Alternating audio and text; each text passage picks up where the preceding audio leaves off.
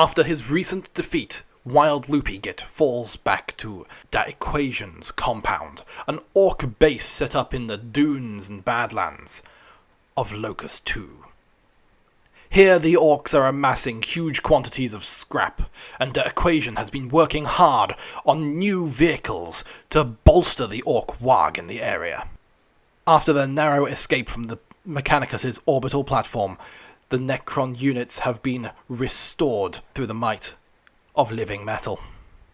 However, while Rohan and his master, Joratek, recover in the tomb itself, Ossarseph the Seer has been sent forth with a legion to excavate new resources and energy and materials, with the added bonus of eradicating the squatters that lay on the holy land of the Necrons, that which is theirs by right, and the only right that matters.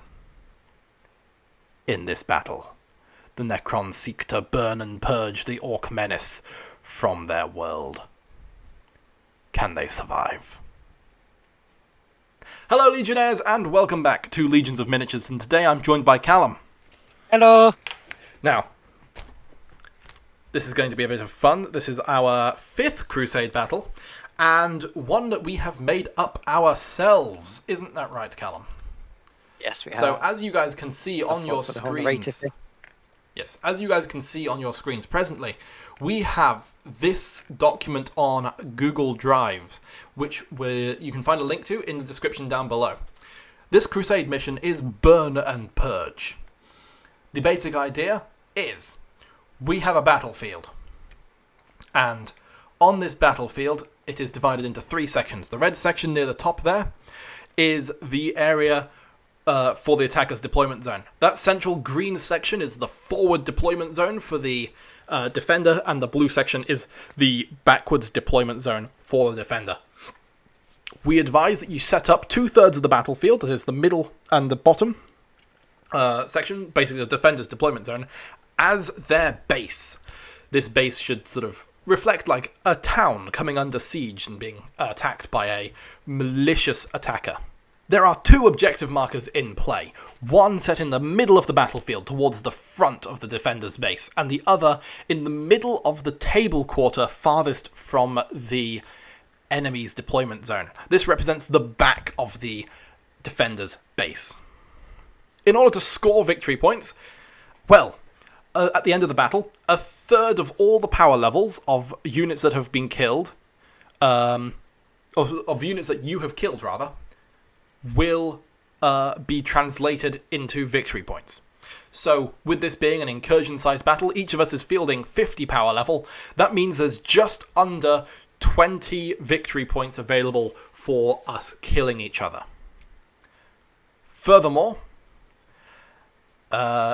Furthermore, we've got overrun the positions. So these objective markers that we have in the battle, they're going to be worth victory points as normal. This is a progressive objective. At the end of the defender's command phase, so this is a battle in which you both score on the defender's turn. If an objective is held by the attacker, they get 4 victory points. If it is not held by the attacker, the defender scores 2 victory points. So it favours the attacker here. However, the attacker does have to push forwards into the defender's territory in order to claim these objectives. Note the defender doesn't have to hold the objective. The only requirement is that the attacker does not hold it, and this objective can't be completed on the first battle round. Finally, the final objective we have is another endgame objective called This Land is Ours. At the end of the game, the attacker will get 10 victory points if they have any units in the backwards deployment area. That's the dark blue section at the bottom left of the deployment map here. They'll gain 5 victory points if they have any units in the forwards deployment area, that sort of central strip down the middle. Sorry, I'm just punching the microphone. And if the attacker has no units in any part of the deployment zones, be that the forward deployment zone or the backwards deployment zone, the defender is getting 40 victory points. The goal here is for the defender to keep hold of their settlement, keep hold of this city. So this is kind of a siege battle, and we are Well, let's put it this way. We wrote it this morning because we were looking through all of the missions and we're like, none of these really suit what we want to do today. So we thought, let's just make one up and see how it goes. So this is going to be a bit of a test for us. At the end of this battle, the victor will gain 2 requisition. Now, from the Orcs' point of view, hey, all these guys walked over here and they're just dying at our feet. That's loads of loot that we don't even have to go out and get. More requisition. From the Necrons' point of view, every foe that they destroy here is just more matter they can translate into energy and send back to the stasis crypts to revive more of their warriors. So, this requisition is pretty reflective, I think, of what we're hoping to achieve in this battle. Are you excited for this, Callum? Oh, definitely so. Fantastic. So, shall we go ahead and chat a little bit about our armies? So, let me see. Callum, we're doing 1,000 points each, though neither of us will quite have 1,000 points because of the locks that we've got on our order of battles. I'm at 985, you're at 980, right? Yeah, 980. Okay, so it's actually pretty close. Yeah. As we can see with this deployment, you've chosen actually to let me come to you a little bit in your deployment zone. You've deployed quite far back. Do you want to? Is there a reason for that? Well, yeah, because my units are quite fast, especially those mega tracks, and I can definitely close down very quickly. So I could guarantee I can get into your face within first turn. But you are going first. And because you're going first, I don't want you to get into me before I've had the chance to really get my shots off. So I'm going to basically give you, have to make you go across the ground, allowing me to have a chance to shoot at you, then charge at you. So that's the plan. So I think that's why I've kept them towards the back line. Fair enough. So, and I've just deployed right at the front of my deployment zone because I need to get into your territory. I need to be claiming that land and gunning you down as I go. So let's really quickly just touch on what the terrain is in this map. As we can see, we've got this sort of barricade line that zigzags from the sort of top just next to my Scorpec destroyers down into the bottom middle sort of area in the middle of the base section. That's sort of representing the natural border of the Orcs base. However, for scoring purposes, we will be using these nicely defined deployment zones. So the scrap is just acting like battlefield debris.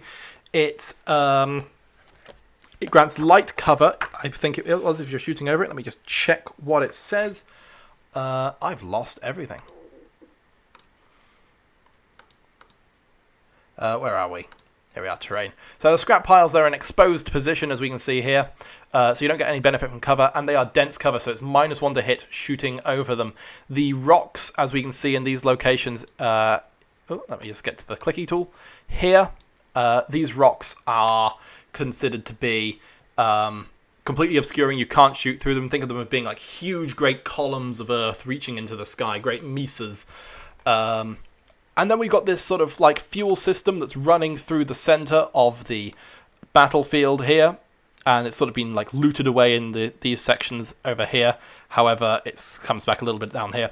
They are just considered to be your bog standard normal defense lines, barricades, that kind of stuff. We've got a great big oil slick that is poured out as the Orcs have just looted away this fuel line for their own scrap and probably are using that oil to fuel some of their vehicles. But all of that oil there has no benefit to it, but if you walk through it, it is 2 inches off of your movement. It is a difficult terrain. And then we got some buildings scattered around the place. We're going to ignore the awnings on these. These are from Devon Knights, who makes a number of little nice pieces of terrain to put down on your boards and Roll20. You can buy some of them from him. I think he might have some for free. I forget. Most of it I've just picked up over ages of running D&D on Roll20. So I just had some of these lying around and I whacked them on. So that's it. And then we got this really big mound in the middle here. And, you know, Callum, I'm not sure. Should it be dense terrain or should it be obscuring? How big do you think that mound of scrap is? Well, I think you won't usually be able to see many gaps for it. Let's call it obscuring then, a block line of sight. So, yeah. So we'll call this big pile of scrap here obscuring, and I don't think I said what the buildings were. The buildings are going to be obscuring, breachable, scalable. We'll call them at being 3 inches high. Sorry, no, they're obscuring, so they'll be 5 inches high, so you can actually go up the buildings and down the other side or stand on top of the buildings, but you're going to be 5 inches, echoes, in the air, if you do so. That sound all good to you, Callum? Sounds good to me, yep. Okay. So, one thing we noticed is you're bringing loads of Crusade points to this battle. I'm not. So I've been given a bonus of 3 command points. This is ludicrous. I've never brought more command points than Orks baseline. Well, I have actually, because we did some games where I just fielded a battalion and you fielded a couple of other things. And changed to 9th. The change to 9th, yeah.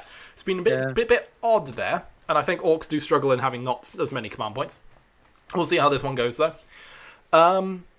So I'll just run over my army. I've got my Scorpec destroyers, who are going to see if they can survive any game that they're fielded in. Maybe even, they did really well in the first game. They did terribly in the second game. Maybe I left them out too much out in the open there. I was really tired while playing. And then my Reaper Warriors. They are not being fielded this day. Instead, I have my big unit of 20 Gauss Flayer Necron Warriors, my 10 Immortals with Tesla Carbines, Ossarseph the Seer, my Cryptek with the Chronometron, and Staff of Light. He is sitting nicely in the back. He is my Warlord. He has no Warlord trait because I've not been giving him one, and he has no Relic. Then I have my unit of 3 Destroyers on the flank, and Mortality's End is back to end some mortalities.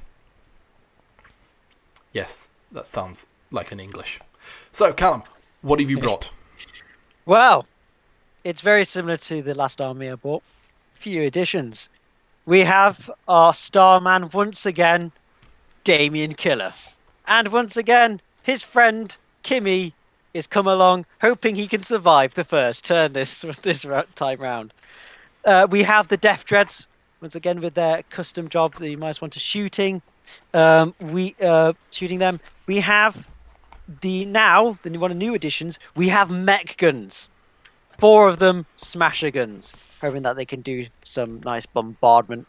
And to fix them up, we have the Starman, the guy who's featuring for the first time, that Ekwashun, big mech. So he's got that nice custom force field, giving everyone a 5+ invul. And with that, of course, we have the classic Gretchen as a defensive line for the looters. And amongst the looters is Wild Loopygit, which is a bit angry. Well, I say a bit, very angry, after he couldn't quite channel his super warg psychic through. So now he wants to make sure he smites some Necrons. Fantastic. So, one of the things I was actually just looking at while you were talking there is the Warlord trait requisition. Now, some of these requisitions say that when you add a Crusade card to your order of battle, you use it then.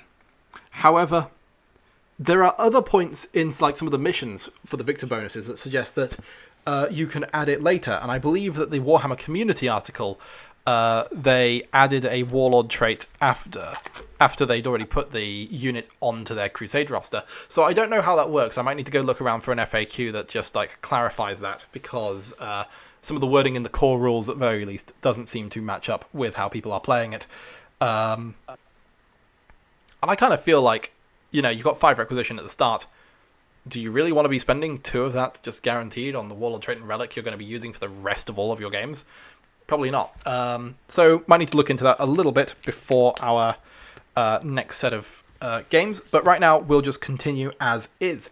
So, Callum, I was going to say we should roll off, but no. On this mission, the attacker gets to choose who goes first.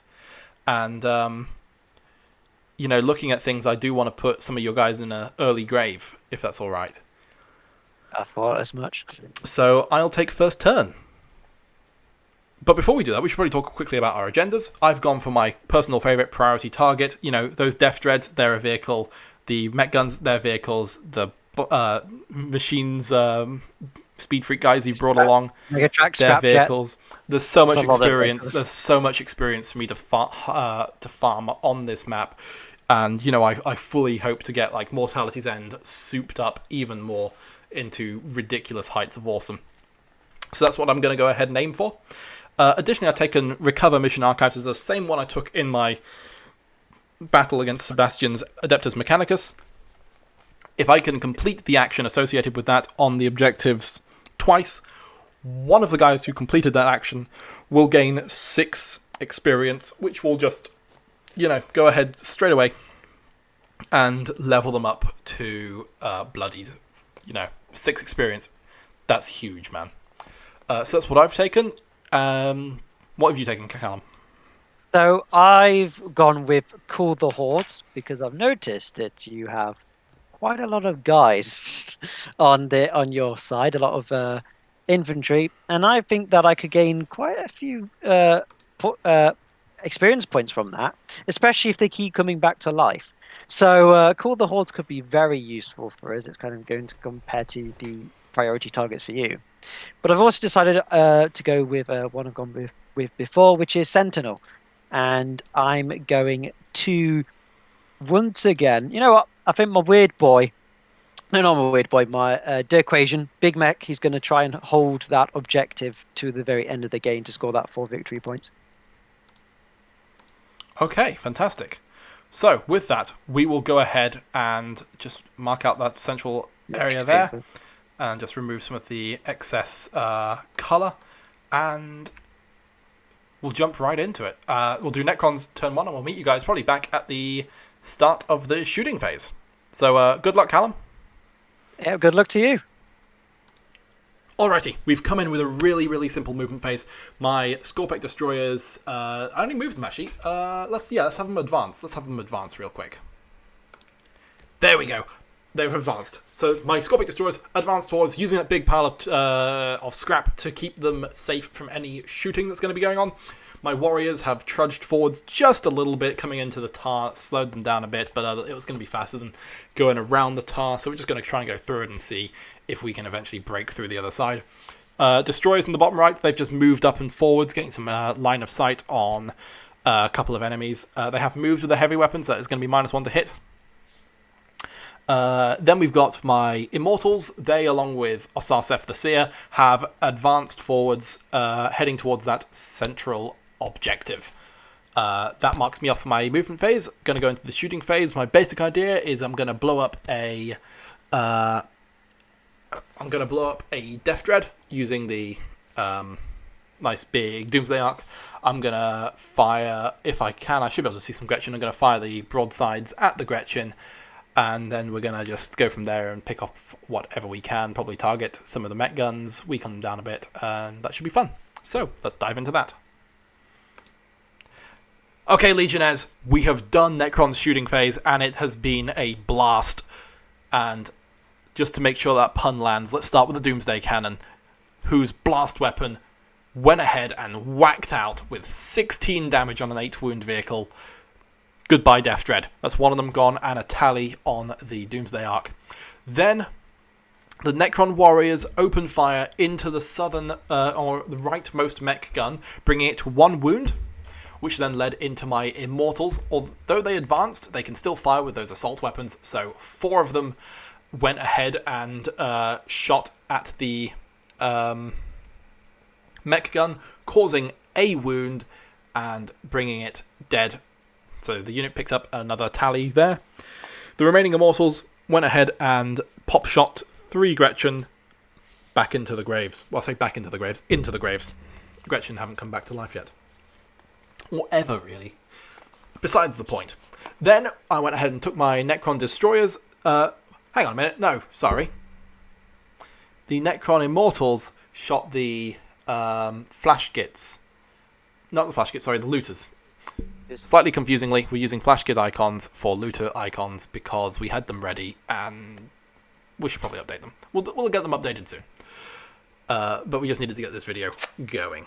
So, didn't waste any time there. Sorry, so my Immortals shot into the Looters, only causing a single wound, and that knocked out a Looter.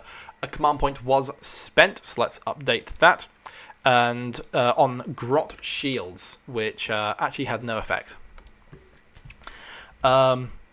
It was the Gauss Flare arrays on my Doomsday Ark that went ahead and killed those 3 Gretchen.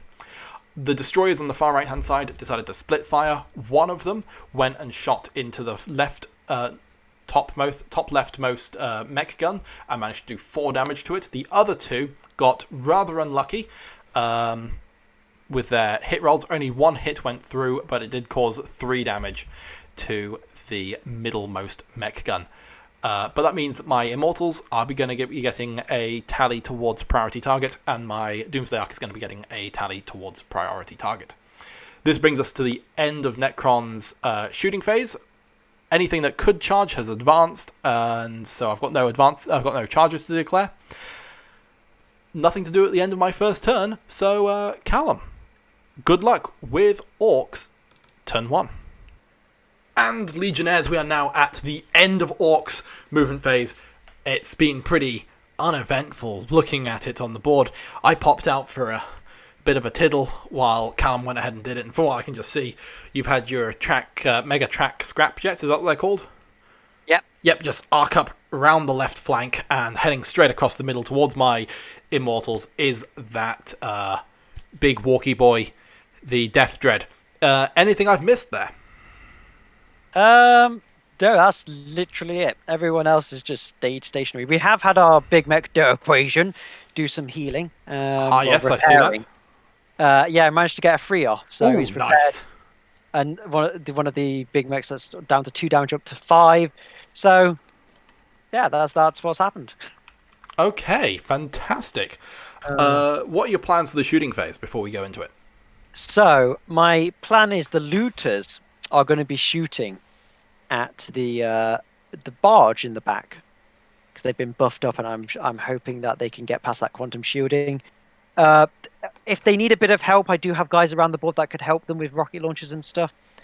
But the aim is to shoot at your shooty, sure, whatever they are on the right hand side. And things like my mech guns, because they're blast weapons, would probably be more beneficial shooting on some of your infantry. And I also have some big shooters on my mega tracks that can open fire on some of your infantry. So that is my plan. Right, okay. Well then, we'll jump back at the end of the shooting phase. Welcome back, Legionnaires, and we are at the end of a very, very lucrative, I think, Orc shooting phase. And we told a lovely joke over the shooting phase that I'm going to share with you now. So, Callum, what is an Orc's favourite cocktail? I don't know. What is an Orc's favourite cocktail? A daiquiri. Hey! Please drink responsibly, though. Oh, and that's the phone going off. Don't blame me. I meant to have my phone on mute. Obviously, it's not. So, shooting phase, Callum. As the people at home might notice, Doomsday Ark is not dead as you hoped it would be. However, destroyers are, and we've got a dead warrior up top there. Talk us through it. Well, the looters, I spent 2 command points getting more DACA, and yet again, they have yet to really show their worth. They didn't. I mean, actually, with the rerolls and stuff, they managed to get 11. They managed to get 3 shots each, which meant they would do it for each of the death guns. Only 11 shots were going through, and we did do pretty good with the wounding, with 8, I think something like 8 or 9 going through. But Lander really loves roll 20, and not many of them managed to go through. I think we reduced it down to 7 in the end. And then that was very frustrating. So, fired my rocket launcher, did nothing. And I thought I really need to try and get it down another level. So I've then focused my Mega Track Scrapjet. Damien, who's done me so well in so many battles, he fired his heavy weapons into it.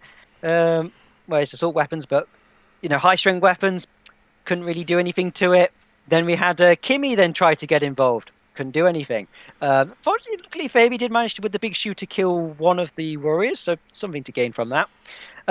And then we managed to... Actually, I think he did manage to get... Was it his wing missile off? So we were able just to knock it off down to the next boundary. So there's a win there. And then we decided to fire rocket launchers from the Death Dread into it. Again, was saved.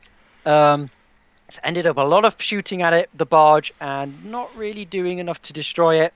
But then I decided I didn't want to focus all my firepower on it, and my mech guns decided to look at his Shorepec guys down on the right-hand side, and we were able to remove the entire squad thanks to all 3 mech guns. They're just destroyers, unfortunately. Just destroyers. Yeah, the Scorpex are the Walker destroyers. But I think we did manage to kill a unit and shoot it. Yeah, I think in the new codex, the original destroyers are getting a name, so they're the something destroyers. I think it's like, distinguished. Yeah, it's like something to do with like a beetle or a scarab or something. It's like Scarabic destroyers versus Scorpic destroyers or something. I think they mentioned it in a Warhammer community article. I don't recall what it was, so it wasn't memorable at all to me. So, shooting phase done. Where are your charges going to be? Well, I think it's clear to see that we're going to charge my Death Dread. He's going to charge into your... Were there Warriors or Immortals you got? There are Immortals there. Well, now I'm actually considering that because I am on the ejective, but you could just try gunning something down to Oblivion. So, considering that, though I do know that Kimmy and Damien might as well charge into your guys with the blades on the left-hand side. Sure. I'm going to declare Overwatch. I think on the Death Dread if it charges me. Yeah. Yes, that's what I was thinking you would do. Okay. Well then, shall we go ahead and resolve all of that? Yep. We should say over the course of this turn, you use both Daka and a command point reroll, putting you on 3 command points to my 8 now that I've used the CP on Overwatch. Oh, yeah. Okay. We'll see you okay. after the combat phase. Okay, Legionnaires, as you've been seeing there, some of the movements that have been going on over the course of the combat phase, 2 of the Scorpic destroyers have been killed. After the first was killed, we did use 2 command points to make sure that we could get an attack in, and we lowered Damien down to half health. Regardless, he then went on ahead and, there we go, smacking the microphone again as I gesticulate with my fingers. He went ahead and killed another Scorpic destroyer.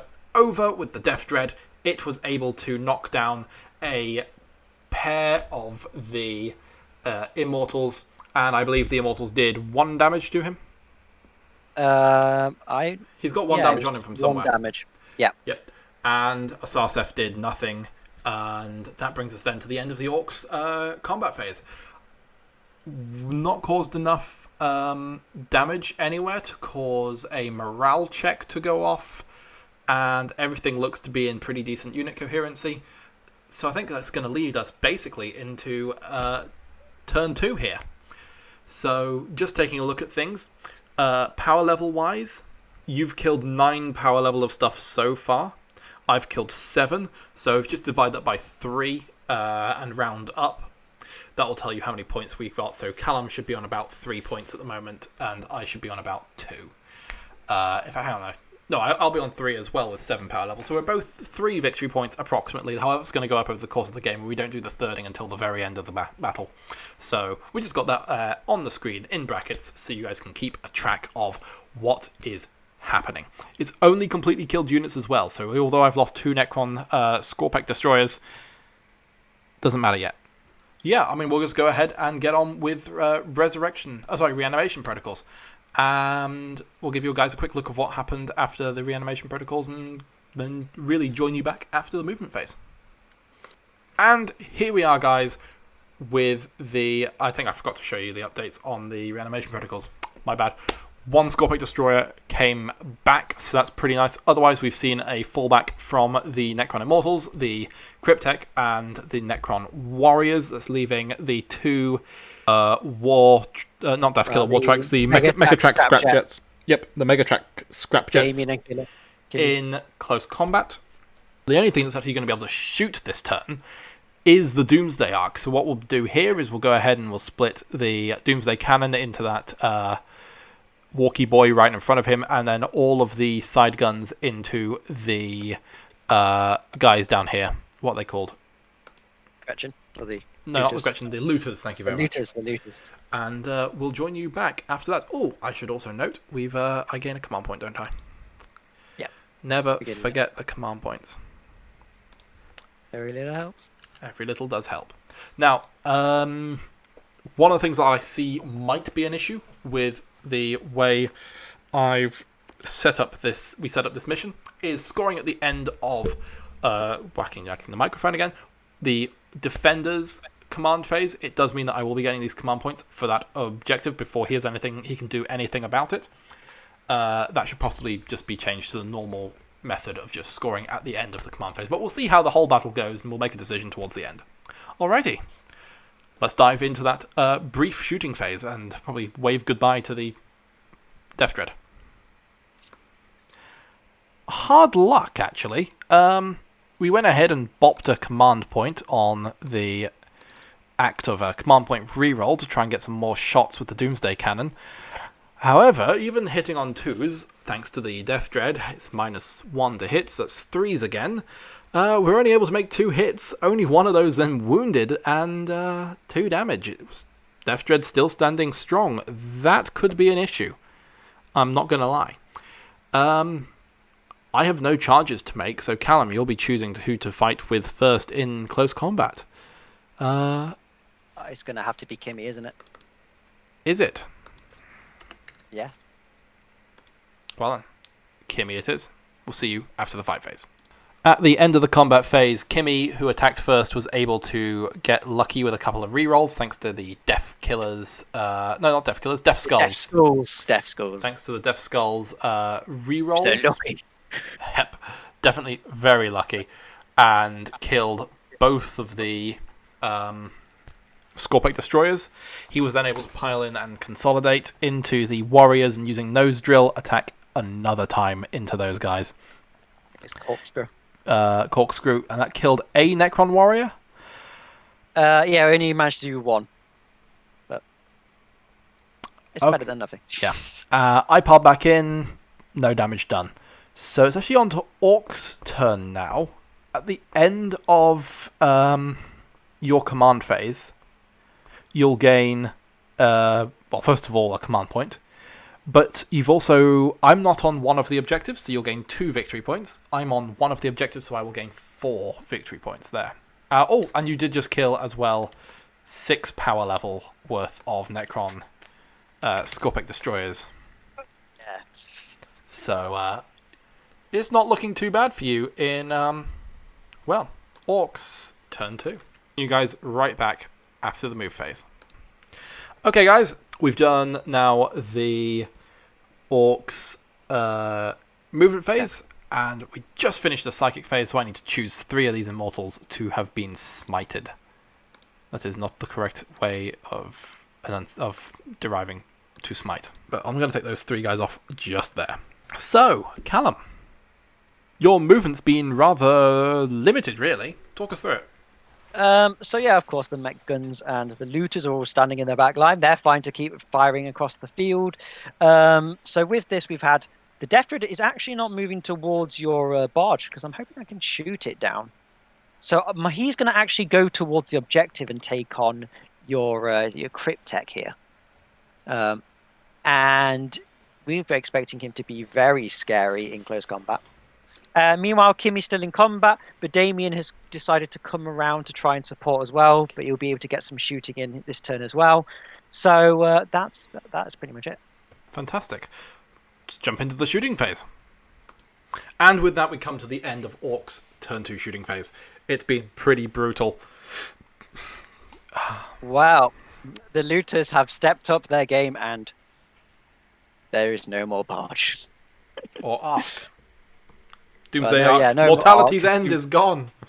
Again. It was some really good rolls from the Orks, and I mean, how much damage did he manage to put through? Like me. 18 damage you had to save with that 5+ feel no pain. Yeah. Yeah. It was gone. Meanwhile, we've been shooting. I mean, Kimmy had to shoot into the squad of guys. I think he managed to take a couple out, but then there's everyone else has just been firing into these immortals, which very frustratingly, one of them still remains thanks to the 5+ invul. Important question. Did you do your big shooter into the Necron warriors? I did. There was 2 wounds of AP0. I don't think you made... I didn't make any saves for them. So 2 4-ups. So, yeah, 2 of them. Yeah, it's just 2 gone. So just take these 2 guys here off. Do you have to make a... Well, it's of course charging first. You guys might need to make a morale, don't they? Well, after my immortals have lost 4 this turn, and 3 from smiting. So yes, they will have to make a morale check. Which could be interesting to see if we can wipe them out. But I think you can see that in my charging, my Death Dread's going to go into a Crypt Tech. I might as well go into that other Immortal, just to ensure I get them stuck in combat. Out of curiosity, did you spend Daka on the...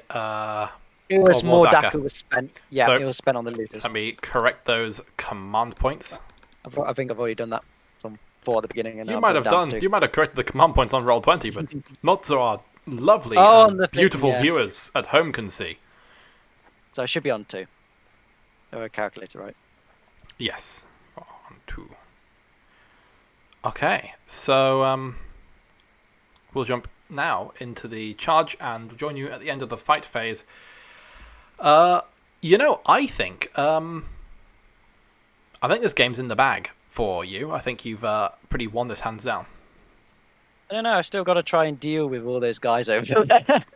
Might take a while. It might take a while, but I mean, we'll see. We'll see what happens.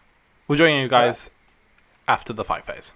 Okay, ladies and gentlemen. So, good grief. I managed to do a damage to Kimmy and a damage to Damien. However, I have lost. Let me see. That's 5 Necron warriors. Ramming speed was used on the bloomin' Death Dread. Didn't expect that, and killed the Immortal on impact hits. Yeah. 14 in charge, and then dealing D3 mortal wounds on them. Ossarseph the Seer. I should have spent a command point to Resurrection Protocol him. Let's do that. D6. Yeah. Let's see if he comes back. Nope.